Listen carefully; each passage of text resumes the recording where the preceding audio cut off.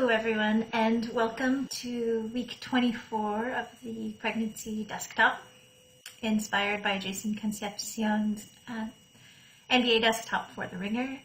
And as we've done for the past several weeks, I will lead you through a recap of this week, week 24 of my twin pregnancy. And I would like to start as usual with the pun.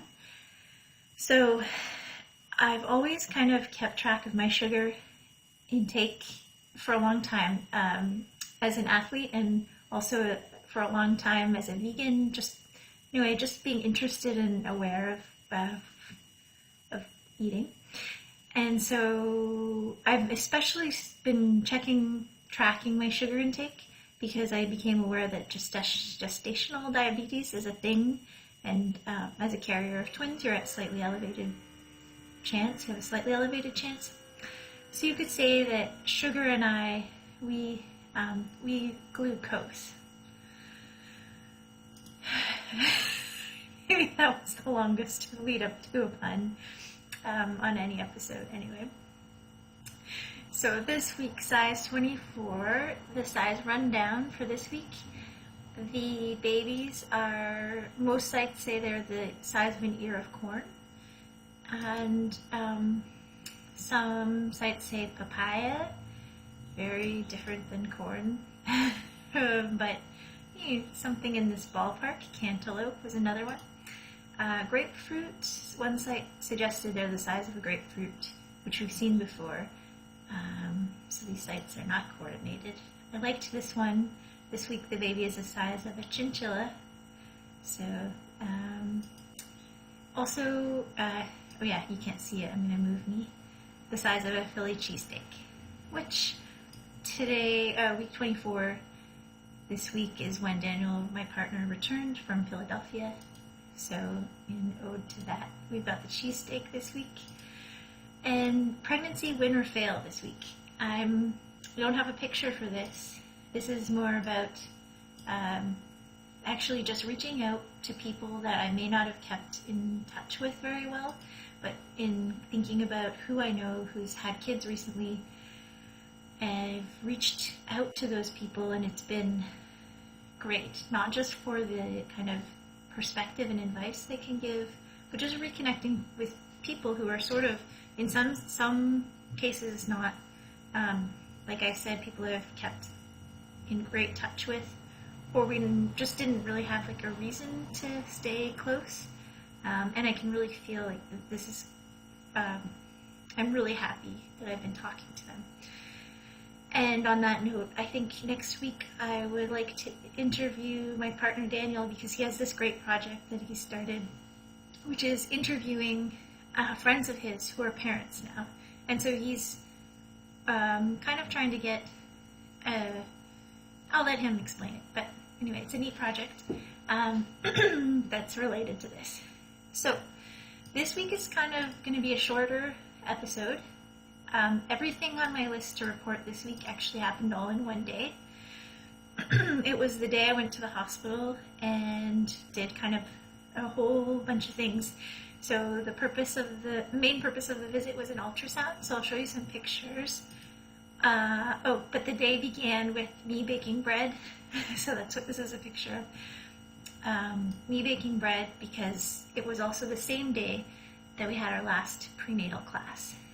So we had a potluck, so I like to bake bread, made bread for that. Left the house with the bread in tow to do the ultrasound. Twin A and Twin B, both looking really good. Tracking, we found out they're 70th percentile, which the percentile itself doesn't matter, but what was interesting to us is that they're both the same size, so they're both 70th percentile. So that was new information that we liked to get. And also, there was in the same day there's a close-up shot of Twin B, kind of neat in profile. And the same day was the glucose test. Speaking of gestational diabetes, so this is a good screener first level test. If you fail this test, then they do a further test to confirm. whether you have it. But if you pass this initial screening, then they let you know that you don't have gestational diabetes. So you basically chug this sugar drink and you wait 1 hour without eating or drinking anything else. And then they do a blood test, and then you get the results really quickly. From our hospital, we got the results the same day, so I can report. This is my little kit. So I take the sugar drink, I get this kit, I pee in this cup, I fill this with blood, the nurse takes my blood, and then I find out. And so good news, I don't have it. So my relationship with sugar is, is still where it is, which is moderation. And so that day there were those two things. Then we met with the doctor. So the results we got from the ultrasound, which I showed you pictures of a second ago, that news we got was that they're both looking really great. And last week I said we had low amniotic fluid in one twin, and this week it was totally normal. They scored an 8 out of 8.